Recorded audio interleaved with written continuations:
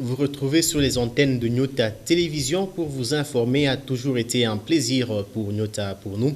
Mesdames et messieurs, bienvenue dans ce journal qui retient à la une de ses principales articulations. 2 personnes avec des brûlures de 3e degré sont en manque de soins appropriés il y a plus de 5 mois dans un village à Kapoloé. Ces 2 patients de l'hôpital général de référence de Kapoloé sont victimes ou étaient victimes d'un incendie qui s'est produit il y a quelques mois dans cette partie de la province du Haut-Katanga.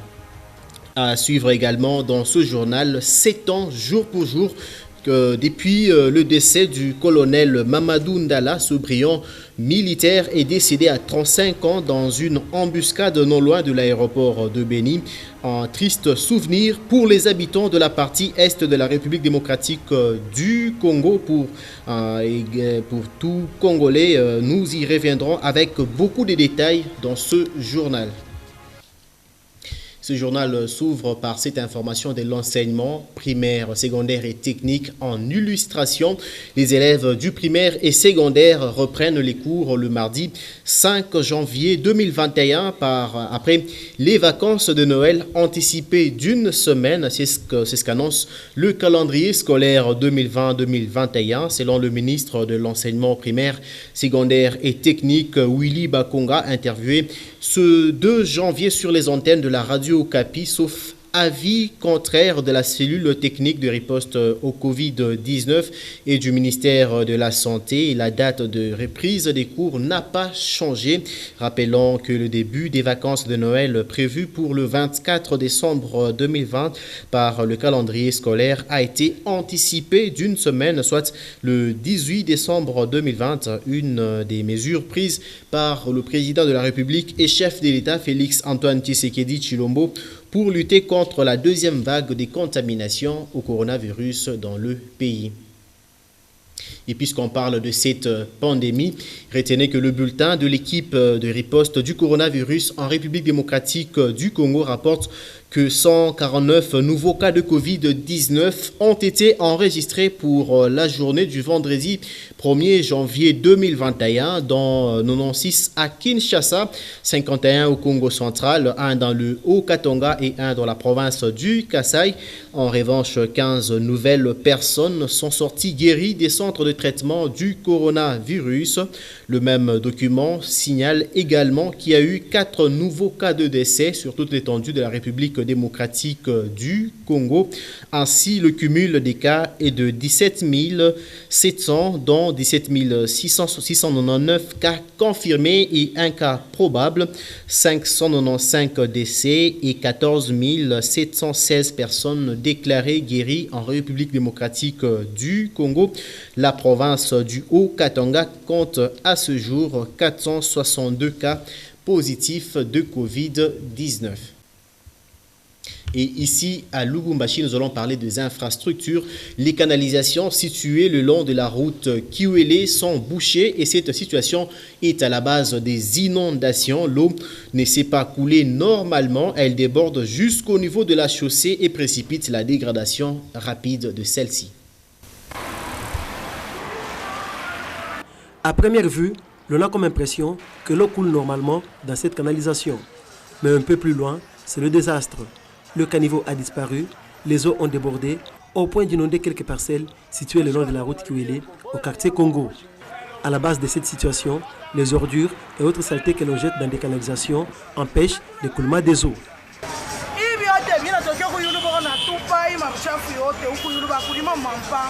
Kimbotele kiona kwa maji tuingilia na mumpango hakuna fasha kanyangia taimo materasi banakuwa banatosha kwa station banata kutosha hii mchanga iko hapa banatukataria kwa hapa bariweka kani bakutosha mabuchafu na motoka ya komuni shiniro mubaya ni buloji hivi. Encore une fois, les habitants de ces coins s'en plaignent. Maisha sana bushuwa tulale na tuingilia manyumba sana bale watorete bana napitaka kutangarebu imambo tu tunako umasi wa huyu wa kumeni ruasha napitaka hapa sasa anapitaka na gari yako kwa show asema kama shaba kutosha hapa hii party tunasema bakutosha bakutosha baba kule station batufungulie kwa hapa na pale barabara ya station pale terrasse kwa normal huko yule banatuteswa na mabuchafu Ce débordement des eaux est la cause principale de la détérioration de cette route et le trafic n'est plus fluide comme jadis. Alors, cet élément de la route QLE nous amène à Kapoloé. C'était toute une famille qui avait été frappée par un incendie il y a plus de 5 mois dans un village de Kapoloé, sauvés de justesse. 2 d'entre eux, avec des brûlures de 3e degré, ont depuis lors bénéficié des soins à l'hôpital général de référence de Kapoloé. À présent, leur cas nécessite des soins appropriés, mais qui ne sont pas disponibles dans cette partie de la ville de Lubumbashi.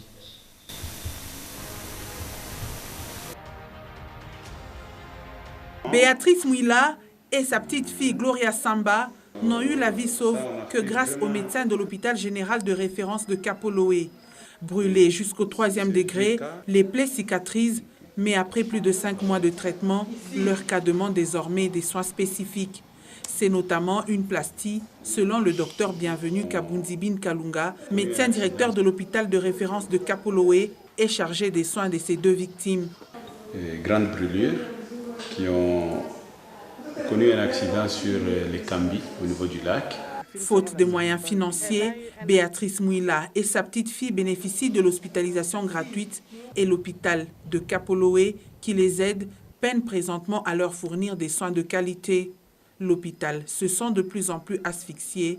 La sœur Suzanne Chika est administrateur gérant de l'hôpital. Urgence, mais le coût ya kubatunza iko très élevé. Tulibapokelea d'abord dans le cas des indigents et dans le cas des urgences puisqu'il faut sauver la vie. Anza kuomba ko basaidie pour que bapone. Nous avons déjà fait beaucoup. Katoto kale karikuya hivi keko deja na fungula mikono, keko deja na tembea na kusema na kula. Donc nous avons déjà fait un grand pas dans les soins, mais n'empêche que tout pas de comme ça dans ya inje. Mais du côté produits pharmaceutiques, tout qu'on a usa. Ça kama tout qu'on a tosha, kama irudie, ça devient pesant puisque ni ile makute kunengia ndio qu'on a usa mada. Pour rappel, c'est toute la famille qui a été victime d'incendie en début d'année 2020. Quelques-uns d'entre ses membres ont même rendu l'âme et ces 2 rescapés ne retrouveront peut-être pas la forme initiale de leur corps. Vous l'avez compris, Kapoloé, c'est à plus ou moins 140 km de la ville de Lubumbashi. Et puisque nous sommes en dehors de la ville cuprifère, nous allons nous rendre cette fois-ci à 30 km. Nous sommes dans la cité minière et frontalière de Kipushi où un autre incendie s'est déclaré la nuit du 31 décembre 2020 au 1er janvier 2021 dans une quincaillerie située sur l'avenue Mobutu dans la cité minière de Kipushi. Les dégâts matériels sont énormes. Pas un seul article n'a été sauvé des flammes. Les causes de cet incident malheureux restent jusque-là méconnues. Merveille Congolo et Louis Lumami nous proposent ce reportage. Tout est parti en fumée. Pas un seul article n'a résisté aux flammes dans cette quincaillerie située sur l'avenue Mobutu, non loin du marché Kermès, dans la cité frontalière de Kipushi. Le propriétaire de la quincaillerie est sous choc. Il y a quincaillerie, beaucoup ma bite bioté, ma pièce de rechange, il y a motoka, il y a mon moto, il y a ma courant. Bon, business qui valeur atteint ma $4,000, njo be ya par estimation mais makaye yote presque na mabitu bingine manani vinalunguria humu mais au moins ma document ingine njo inabakia kwa mulango ingine donc tufasha pa ma photocopie tuna kole kwa bashi pour que ata baja ba leta vile banaba banaona banaacha bantu libre ataka mishinako batoto banabakia banaweka librement. Les causes qui auraient occasionné cet incident restent jusqu'à présent méconnues, nous laisse entendre l'un des témoins. Mimi na constater déjà moto déjà inafanya nini iko na waka. Cause yenye moto juste là atuwe afu nini. Haina courant, haina nini. Il faut kuuliza bale batoto bale benye banekalaka huko. Ndio bampashi kujua mambo ya moto ni waka mwiki. Jean Ilunga Kashinda, lui comme plusieurs autres jeunes du coin, n'ont pas pu maîtriser les feux malgré les efforts déployés. Sio tunaitosha ngambo ya station ndio nikakamata tio mimi nakuwa nayo huku tunajima ile moto. Donc maana yake kama kukua ile tio kama manyumba yote ilikuwa atake na moto ndio kwa moya kuijima kama kukua ile tio ya moto. Mais tunakumbana na kitu à 2h30. Cet incident malheureux n'a pas causé de mort et c'est grâce à l'intervention des jeunes gens du quartier que le pire a été évité. Alors avec Merveille Kongolo et Louis Lumami, nous allons rester toujours à Kipushi pour parler cette fois-ci de festivités de Nouvel An. C'est une ambiance tout à fait particulière qui a caractérisé la journée du 1er janvier 2021 à Kipushi, rendre grâce à Dieu et de la bonne nourriture, de belles tenues et même des sorties en famille ou entre amis. Ce sont les attitudes festives adoptées par les habitants de cette cité frontalière et minière de Kipushi.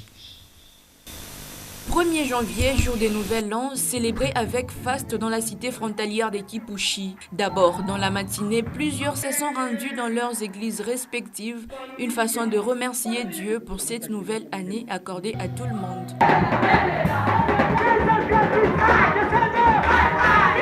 En ce même moment, il y en a d'autres qui se sont précipités dans des salons de coiffure, question de se faire beau et belle en ce jour de fête. Arrivé dans les après-midi, c'est la fête qui commence par des sorties en famille ou entre amis. Habillés chacun en tenue de fête, les enfants célèbrent le Nouvel An, ils s'amusent aux différents jeux.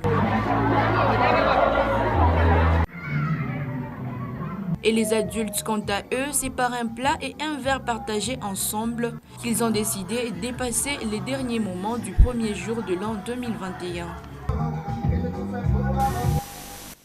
Et nous allons parler politique à présent. Il s'est tenu ce samedi 2 janvier 2021 un point de presse organisé par le président national de l'UNAFEC, nous citons Antoine Gabriel Kyungua Kumwanza. L'avènement de l'Union sacrée et la nomination de l'informateur ont été à l'ordre du jour du point de presse qu'il a organisé ce samedi pour l'honorable Kyungua Kumwanza.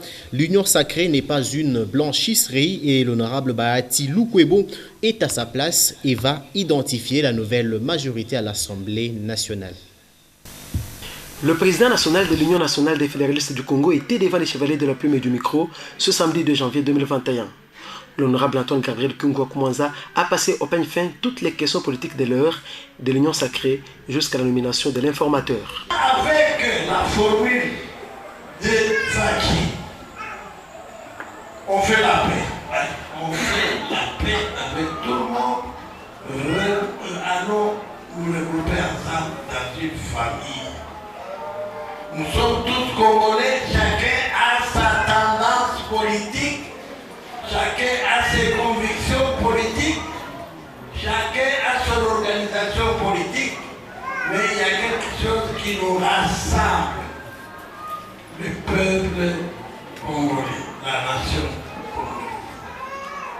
Répondant aux questions des journalistes, le président national de l'UNAFEC a insisté que l'objet de l'Union sacrée est de rechercher le bien-être du peuple congolais et non de l'individu. On n'a pas inventé, mes chers amis, on n'a pas inventé l'amour.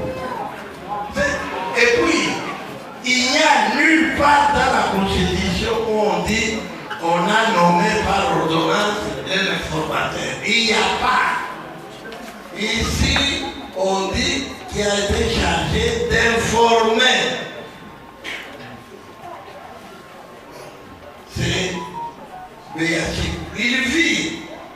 Encore une fois, le président national de l'UNAFEC a réitéré son indéfectible soutien au chef de l'État et a mis en garde ceux qu'il appelle ennemis du peuple. Politique toujours, comme vous le savez, c'est depuis le 31 décembre 2020 dernier que le président de la République et chef d'État, Félix Antoine Tshisekedi Tshilombo, a nommé l'informateur en la personne de l'honorable Modeste Bahati Lukwebo. Il a donc 30 jours, une fois renouvelable, pour identifier la nouvelle majorité parlementaire qui est Bahati Lukwebo et quel est son parcours politique. Notre confrère Edouard Kankou est allé fouiller dans l'histoire de cette grande figure de la politique congolaise et nous propose ce portrait. Vous, Modeste Bahati Lukwebo est détenteur d'un master en finances publiques à Milan, en Italie. Acteur économique et homme politique congolais, Bahati Lukwebo était président de la commission Finances, Banque et Monnaie à la Conférence nationale souveraine en 1991. Cette expérience fera de lui porte-parole adjoint de la composante société civile au dialogue intercongolais à Sun City, en Afrique du Sud. Député national élu de Kabare dans le Sud Kivu en 2006 et 2011, il est président du groupe parlementaire des députés indépendants. Modeste Bahati était conseiller agréé de la Banque africaine de développement à Abidjan en Côte d'Ivoire. Fondateur et autorité morale de l'Alliance des forces démocratiques du Congo AFDC, Bahati Lukwebo avait signé l'acte constitutif du Front commun pour le Congo, une coalition politique fondée en 2018 et dirigée par l'ancien président Joseph Kabila Kabange. En juillet 2019, il est candidat à la présidence du Sénat. Mais le FCC avait choisi de soutenir la candidature d'Alexis Thambwe Mwamba. Ce dernier avait été élu avec 65 voix contre 43 pour Bahati Lukwebo. Il prend alors ses distances avec le FCC, une situation confuse qui va déboucher au dédoublement des AFDCA. En dernier ressort, Modeste Bahati sera remis dans ses droits. Étant parmi les premières personnalités politiques à soutenir l'union sacrée mise en place par le président Félix Tshisekedi, Modeste Bahati Lukwebo a été nommé informateur le 31 décembre 2020. Il a la mission d'identifier la nouvelle coalition majoritaire au Parlement et permettre ainsi au chef de l'État de nommer un nouveau Premier ministre qui aura la charge de former le gouvernement dit de l'union sacrée.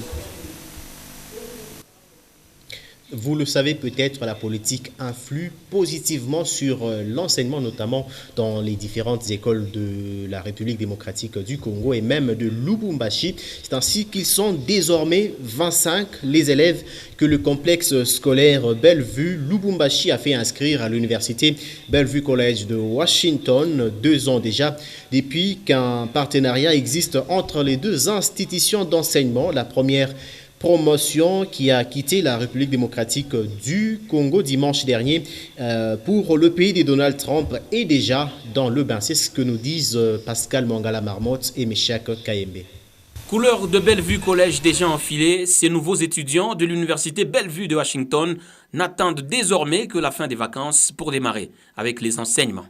Anciens élèves, tous du complexe scolaire Bellevue Lubumbashi, c'est par l'anglais intensif qu'ils devront commencer. Cette deuxième promotion à rejoindre le pays de Donald Trump est composée de 15 jeunes, dont 7 filles, ce qui porte le nombre au total à 25 jeunes Congolais à avoir quitté la RDC en 2 ans.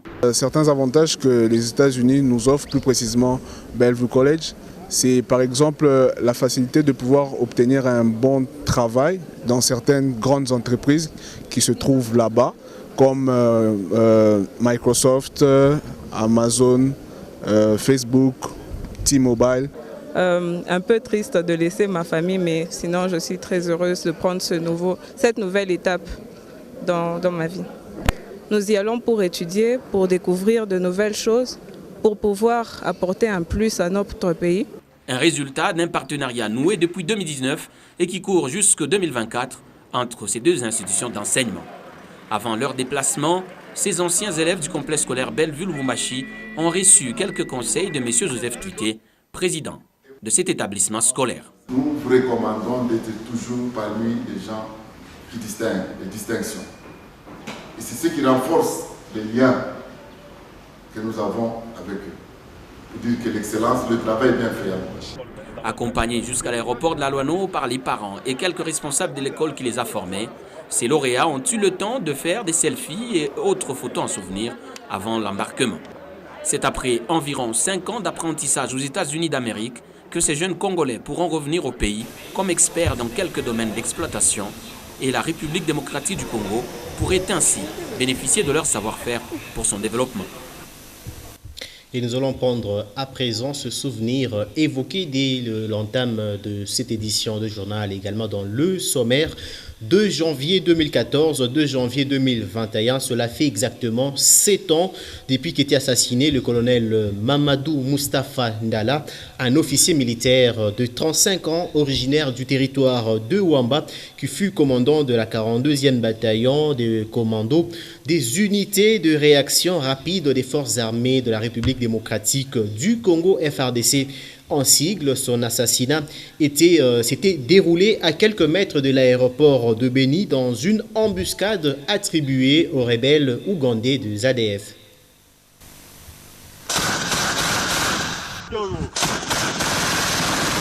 Beni, 2 janvier 2014, les éléments des forces armées congolaises sont au front pour chasser les rebelles ADF dans le Nord Kivu. Une embuscade s'invite au rendez-vous alors que les FRDC devraient se rendre à Erintingi.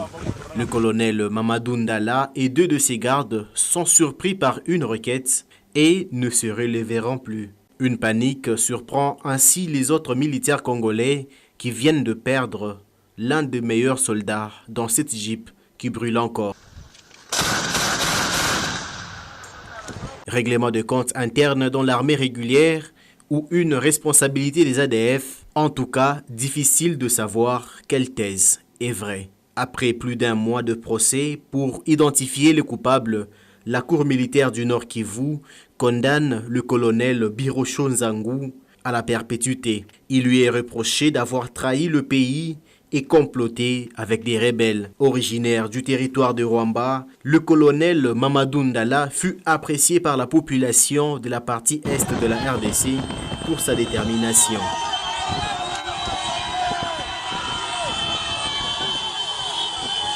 À 35 ans seulement, il meurt abattu au front pour sauver son pays et c'est à titre posthume qu'il a été élevé au grade de général.